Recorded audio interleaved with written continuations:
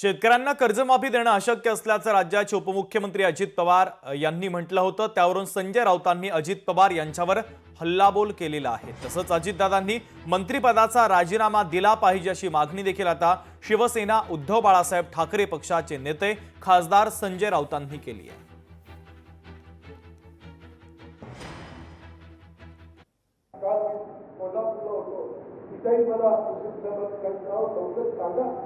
लोक पैसे भरायला वाट बघत बसले आणि त्याच्यामुळं परिस्थितीनुरूप आम्ही पुढचे त्या ठिकाणी निर्णय घेऊ।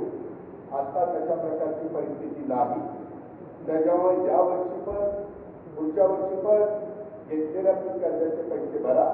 लाडक्या बहिणीने 2100 रुपये देण्यापासून ते कर्जमाफीपर्यंत करणारच चवर जोर देऊन सांगत होते।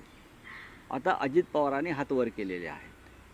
खरं म्हणजे अजित पवारांनी राजीनामा द्यायला पाहिजे। जर ते कर्जमाफी करू शकत नसतील आणि लाडक्या बहिणींना 2100 रुपये देणार नसतील तर महाराष्ट्राच्या जनतेचा वचनभंग केल्याबद्दल त्यांचा राजीनामा जनतेने मागण्यापेक्षा त्यांनी स्वतःहून नैतिकतेच्या मुद्द्यावर राजीनामा दिला पाहिजे।